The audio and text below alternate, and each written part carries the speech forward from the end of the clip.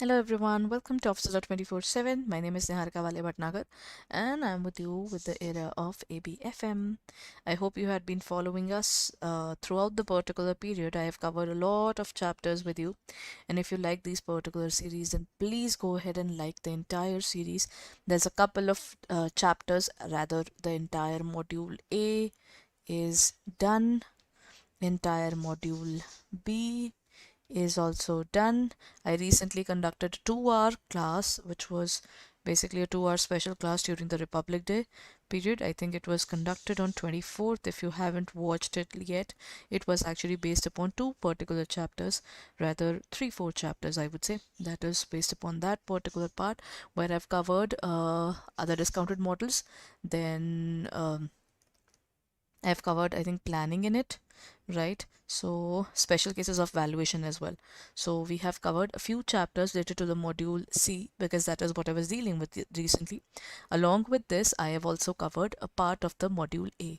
So this is what I've covered in the entire area. I hope you had been following me for that. If you haven't, then please go ahead and check it out on our website.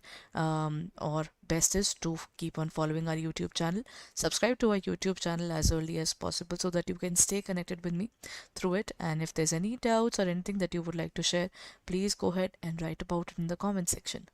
Till now, we are done with the specific area of Module C up to a level where we are done with Module A completely, Module B completely. In terms of Module C, we were done with the first chapter, corporate valuation. Then we were done with the discounted valuation methods. Now we are moving on towards the non-discounted valuation methods. What do you mean by non-discounted? That means we are not considering one part, and that is time value of money. We're saying let's leave the time value of money beside, and they have specific models. What are the models that they're using? PE multiple, they are using PB multiple, they are using PS multiple, they are using PEG. So there are multiple formulas, multiple models in this particular area, and they are doing numericals in this particular chapter a lot as well. So doing the numericals, it will give you another level of exposure for this examination, because ultimately this is what is required from your side, that whenever you're doing all these questions and all, you are looking forward towards a specific area where you are able to basically get through this particular details of the examination in the best possible way. Before I move forward, please share this session among your peers, and don't forget to subscribe to our channel and like this particular video. Every time that when I see any of your responses, that's a very good source of motivation. Because when we talk about teaching online, one of the basic things that you miss as a faculty who's working is is there any appreciation that we will get from your side, right? Because that's the basic reason uh, we decide to work upon these things, you know. So when we're talking about this specific area, please help us out, keep on liking the particular sessions, because that's the first source of motivation. So let's move on and talk about it, everyone. This starts with a very basic kind of valuation method, which is called, what is the first step of relative valuation? What do you mean by relative valuation? I don't know how many of you remember it, but I normally think about the term relative from what I did when we were in maybe 9th or 10th. We did a specific thing called, that in poverty, we have two kinds of poverty.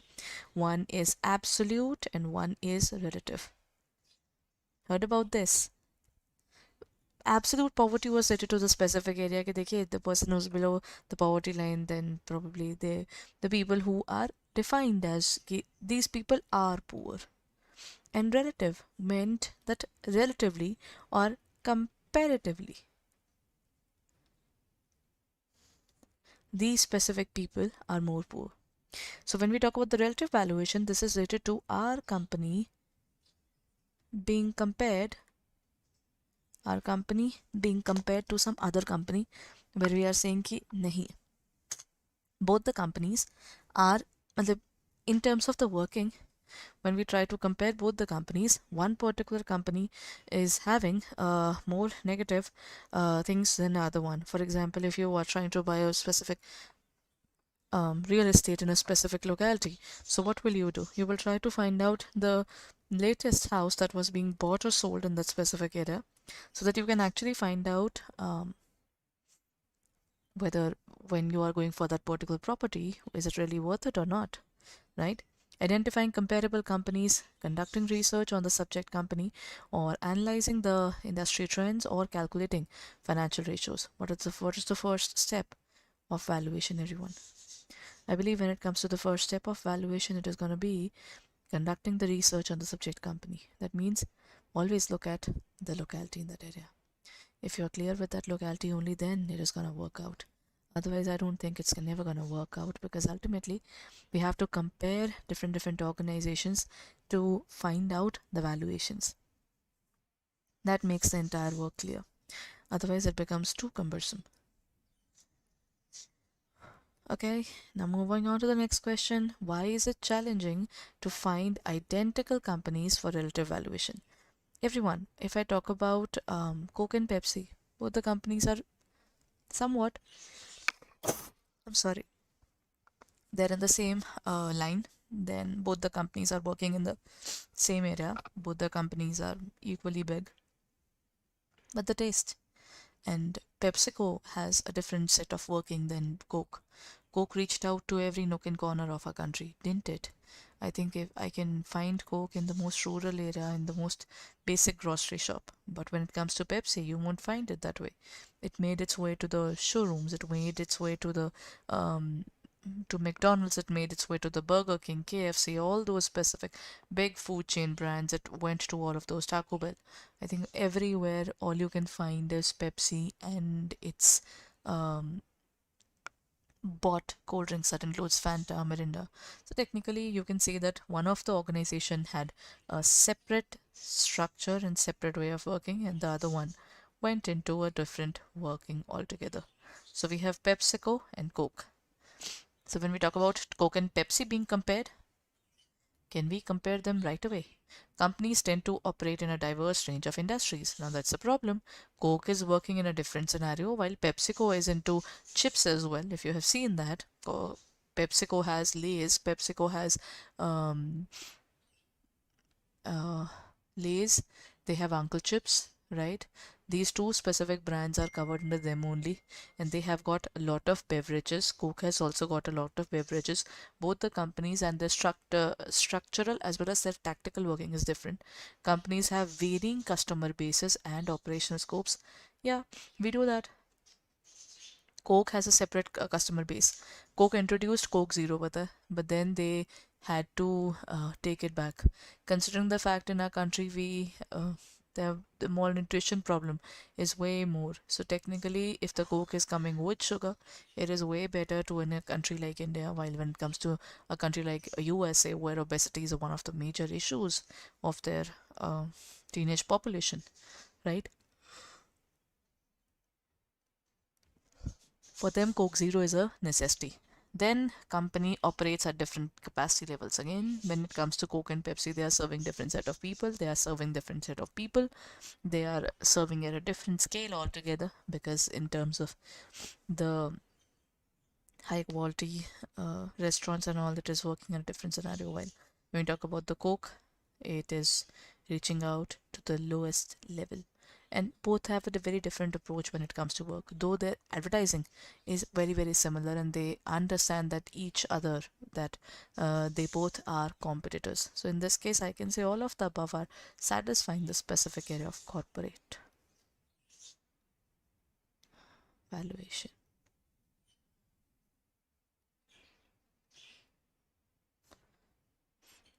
Now, why is additional research conducted on comparable companies after the initial list is created? To validate the analyst's subject valuation, then to identify differences in behaviors of the multiple within the peer group, to ensure all the companies have identical financial ratios, or to create a ranking of comparable companies. Why is additional research conducted? Why do we do additional research, everyone, on comparable companies? Actually, we really have to do this, because otherwise we will not be able to study the differences. to identify the differences in the behavior of the multiples within a peer group. See, I think I just went overboard when it comes to Coke and Pepsi. You can go overboard to about other companies as well. Till the time you don't study them to ground level, how will you decide that which particular organization is going overboard and which one isn't? Isn't it?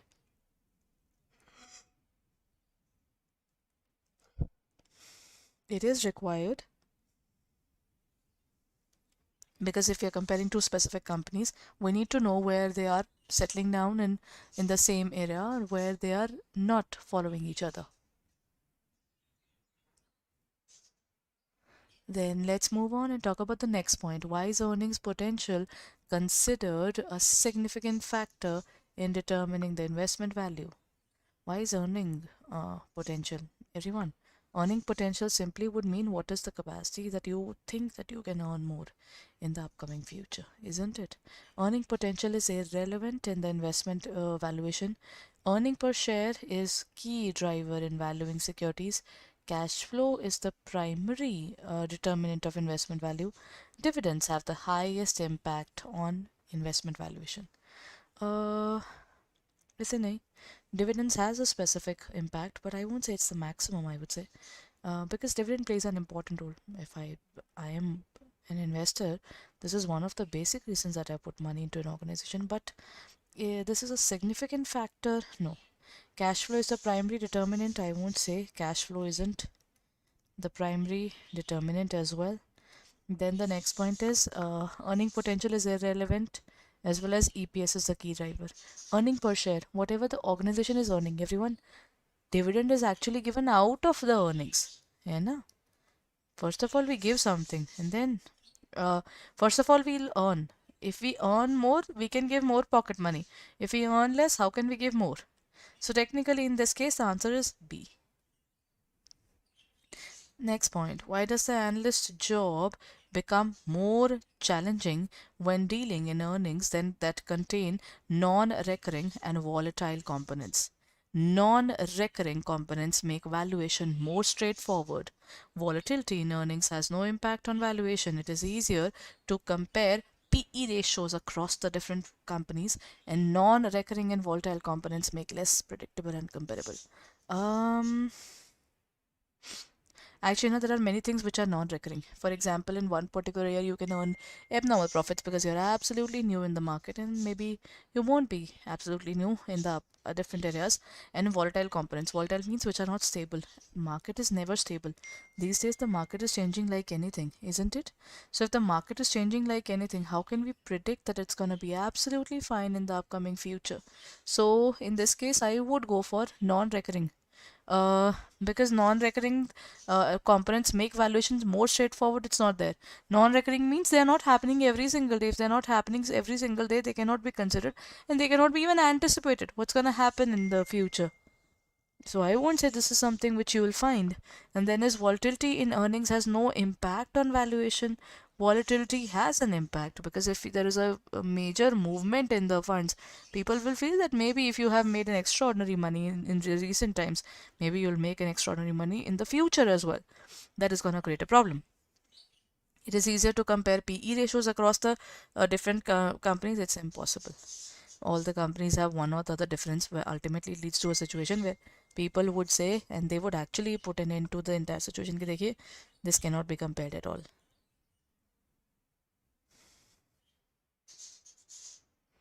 Done.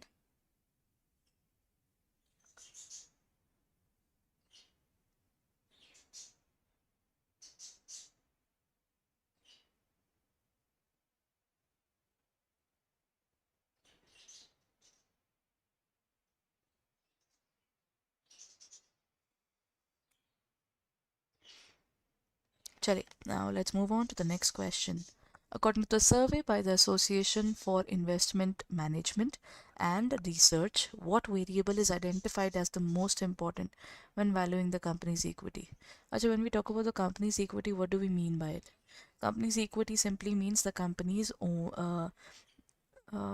money, cash flow, book value, the dividends, and price to earning ratio. PE ratio, PE is basically MPS market price upon EPS earning per share, and MPS is market price per share. Cash flow, book value, dividend, and PE ratio. According to the survey of Association of Investment Management and Research, what variable is identified as the most important? That is PE ratio, I would go. No. Cash flow is not very important.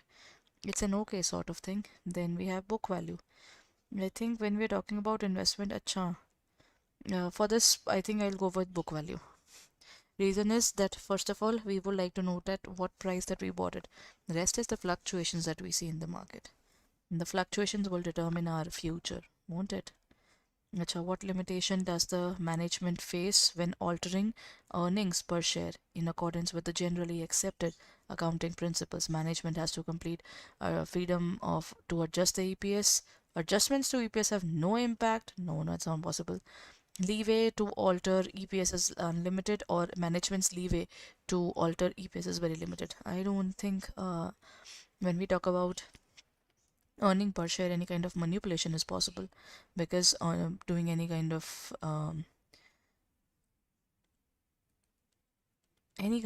editing towards this particular area would cause a major problem, na? But yeah, that is true. Even that is why management's leeway to alter EPS is very limited. You can't play with EPS. The more you play with the EPS, na, the harder it would be to justify it later on. I don't know whether you have seen it or not. uh, okay, you must have heard about the Satyam scam. It happened a couple of years. I think it's been more than 10, 12 years or more than that. Maybe in 2008 to, it is between 8 to 15, I believe. It's old. It's an old scam in which the organization made a very difficult phase for themselves. What they did was they showed their profits 300 times of what it actually was. If you show more, you have to pay more dividend. And if you have to pay more dividend, you need more money. And if you're showing more profits, then you are paying more taxes as well. So technically, they thought that they could be able to save themselves, but they couldn't survive through that particular manipulation which they did. So the earning per share, which they really this was changed, but they didn't go really long way. Ultimately, the organization crashed, and the seniors were behind bars, and they had to take the responsibility that yes, they were the ones who did that fraudulent work and changed the particular organization's working overall. That is something I would say this really has a very bad impact on the organization's working. So it's always better that the things are as it is, because ultimately more money being played with or manipulated, then the basic problem that happens in every organization is this will impact their working altogether. And it does, because they lose their market predictability and market credibility. Why is the book value often preferred over earning per share? अच्छा, when we are talking about PB multiple, पता है problem क्या होती है? What's the basic problem? When we talk about PE multiple, it is basically MPS. P is price of the share divided by earning per share. MPS upon EPS is good. There's no problem in MPS upon EPS. But the problem is if the company EPS is changing a lot, market predictability, market problems, we're facing a lot of issues. And what can we do? Our earnings are very limited. So then what will we do? We say let's compare the market price with the book value of the share assets. Now if we compare with the book value, then things would be very easy.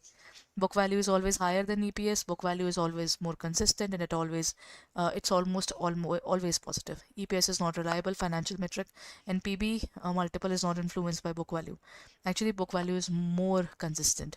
The problem is EPS can also be negative now. Who says that earning organization is always going to earn? They can face a particular situation that boom, they're facing a problem where they have to go backwards. So the book value is more consistent. It never goes negative.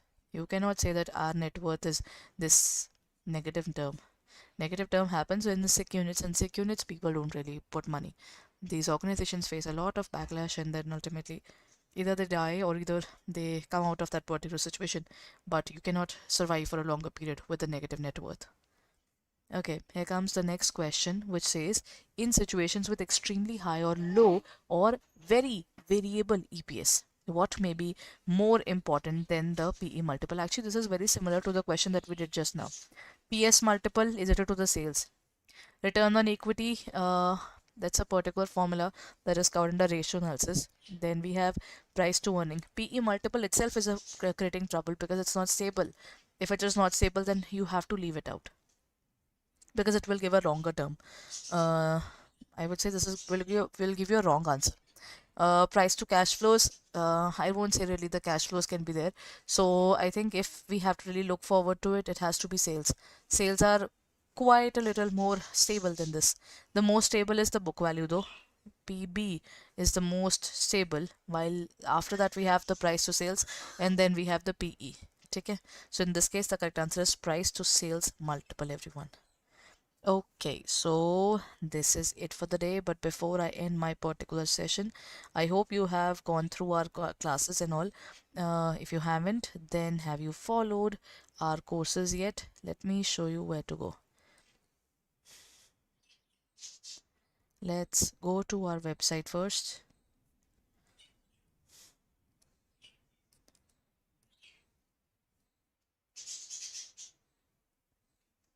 Just a moment. Let's move on towards our website. This is our website, right?